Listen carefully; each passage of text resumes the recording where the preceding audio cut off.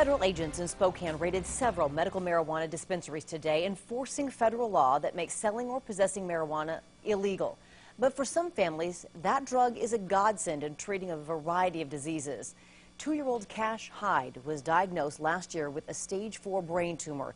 He nearly died more times than his family can count and was miserable from the high-dose chemo coursing through his tiny body until his dad turned to a controversial place and gave cannabis to his young son. KXLY4's Melissa Luck is here, been working on this story.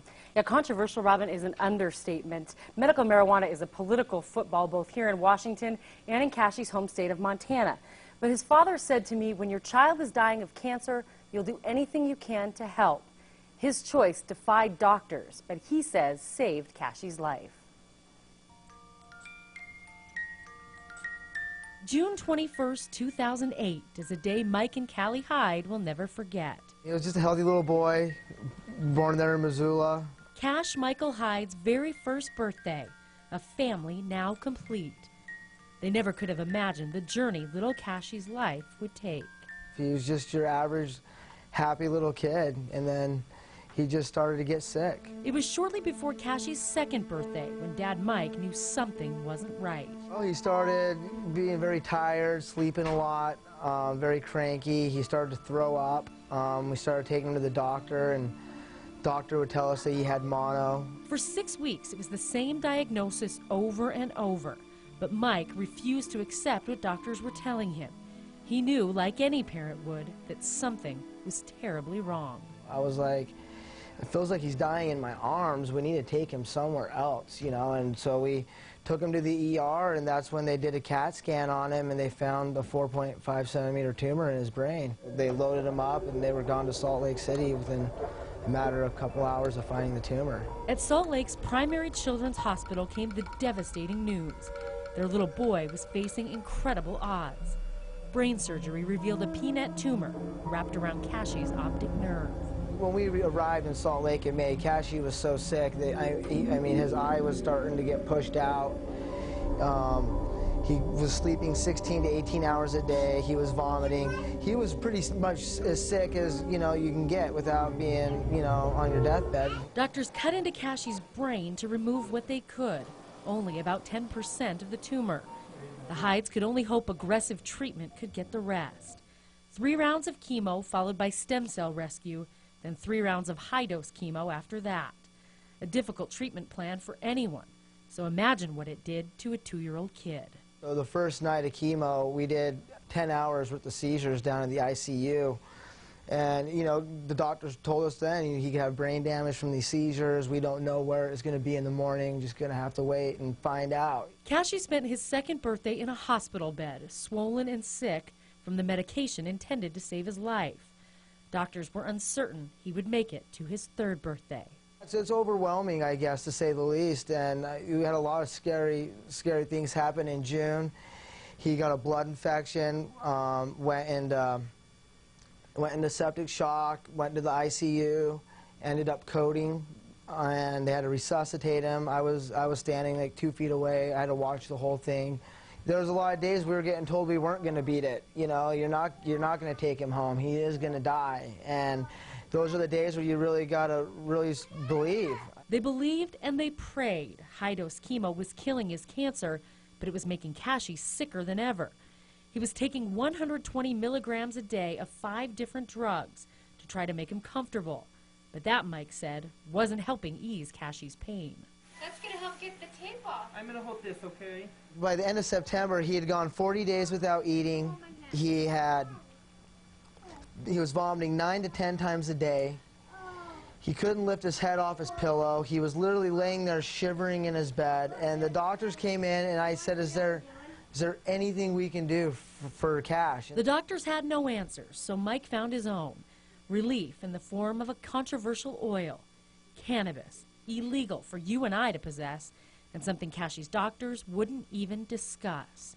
Mike got authorization to give Cashie the oil, and without telling them why, he told the doctors to wean Cashie off the nausea cocktail.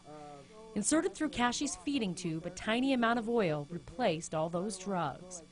The result, Mike says, was almost immediate. You're watching a kid that hasn't had the will to eat in 4 months, 5 months, actually take a bite of something.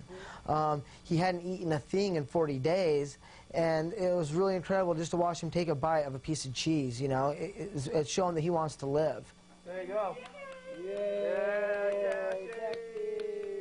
Cashy did his last round of high-dose chemo with no anti-nausea drugs. Mike says the doctors told him they were amazed. Mike never told them why. I wanted to tell him, hey, he's on cannabis oil, but I was afraid they would take it away from him. We wanted to tell you about the side effects, the possible dangers of giving medical marijuana to a kid as young as Cashy. But even though it's perfectly legal in Washington and in his home state of Montana, we couldn't get a single doctor to talk to us on camera. That's how we ended up here at the THC clinic in East Spokane. And I see a lot of folks, and they come in from all walks of life and say they receive benefit. Sherry Allen is a nurse practitioner from Oregon. She comes to Spokane every couple of weeks to evaluate medical marijuana patients and sign off on their permits. What I try to do here at this office is create an atmosphere that is truly medical, because I do believe that cannabis is a medical, and we are trying to use it as a medicine. She believes in the power of this drug and its benefit for cancer patients. She signs off sometimes on 50 patients a day. Then I asked her about authorizing marijuana for kids. It is not common, okay?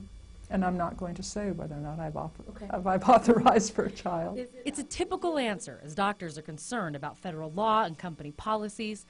But Mike Hyde doesn't care about the controversy or about the political battle over this drug.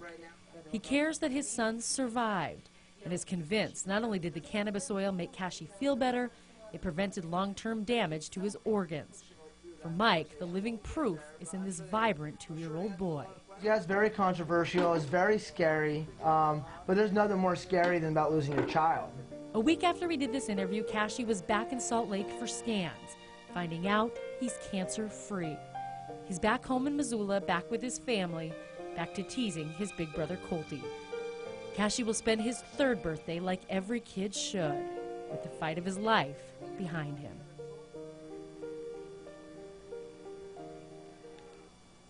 And the state of Montana estimates that of the 28,000 medical marijuana patients in the state, 51 are kids under the age of 18. And Robin, we try to get those numbers from Washington, but our state does not track who has medical marijuana permits, who's allowed to get them.